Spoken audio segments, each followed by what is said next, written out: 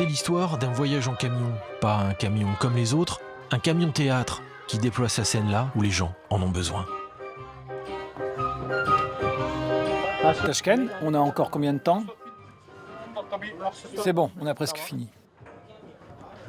Aujourd'hui, la représentation a lieu dans l'un des innombrables camps de réfugiés qui bordent la ville d'Antakya, détruite par le séisme. Mais surtout, elle s'adresse à un public bien particulier. De la joie, de l'enthousiasme et de l'excitation, voilà ce que le théâtre provoque chez les enfants. Et nous croyons que l'art et le théâtre ont le pouvoir de guérir, et c'est pour ça que nous sommes là. Pour guérir les enfants du traumatisme vécu, la troupe du Théâtre national d'Adana sillonne les villes de la région depuis des semaines. Ici, pas de gloriole pour les comédiens. La loge, c'est une remorque, les bravos, des sourires. Je suis très heureuse. Dans toutes les régions où nous allons, les enfants, pour la plupart, n'ont jamais vu de pièce de théâtre. Voir ce que ça leur fait nous fait du bien. C'est fatigant, c'est sûr, mais ça en vaut la peine. Geçiyor zaman, akıyor zaman. Balkonların üstünde güneştir parlayan. Geçiyor zaman, akıyor zaman. Meydandaki saatte öyledir çalan. Geçiyor zaman, akıyor zaman. Geceyi bekliyorum, gündür kaybolan. Au lendemain du 6 février, un immense élan de solidarité envers les enfants touchés par le tremblement de terre a soulevé le pays. Parce qu'en Turquie, peut-être plus qu'ailleurs, l'enfance est sacrée.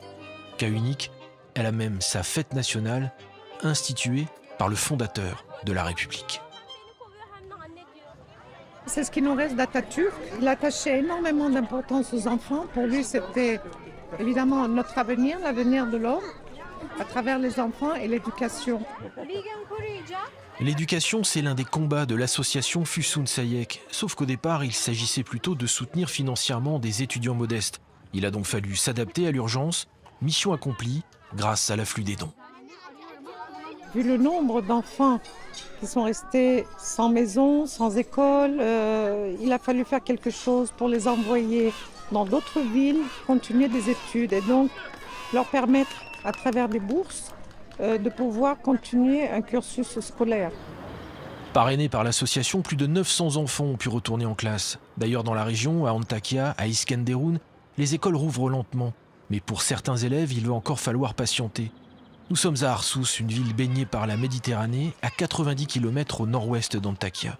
Comme tous ceux qui vivent dans ce camp de tente, Gül a perdu sa maison, mais aujourd'hui, la priorité, c'est sa fille. Aujourd'hui, ça va mieux, mais la peur est toujours là. Ma fille ne veut pas aller au lit ou même aux toilettes sans moi. Il faut que je lui tienne la main, que je sois en permanence avec elle. Oui, la peur est toujours là. Quand il y a plus d'ateliers, plus d'activités, elle est heureuse. Et moi, je peux l'emmener ici. Ça lui permet d'oublier un peu ce qu'elle a vécu. À Arsous comme ailleurs, les bénévoles, les associations se sont installés dans les camps pour permettre aux enfants déscolarisés de retrouver une vie sociale, autrement dit, des copains, des jeux, un peu de la vie d'avant. Nous fournissons tout le matériel et nous l'apportons sur place. On fabrique des cerfs-volants avec les enfants qui nous aident.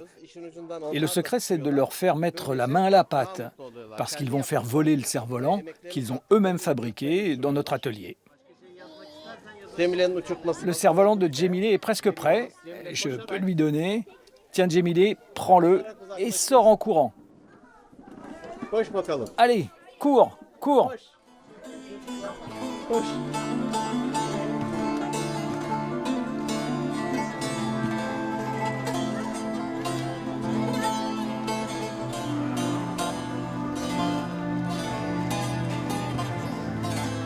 Les cris de joie, les sourires ne doivent pas faire oublier que 3 mois après la catastrophe, des dizaines de milliers d'enfants sont toujours déplacés et que les tentes, les containers ne remplacent ni l'école ni la maison.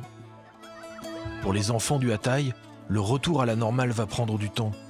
Mais lentement, jour après jour, il commence à se dessiner.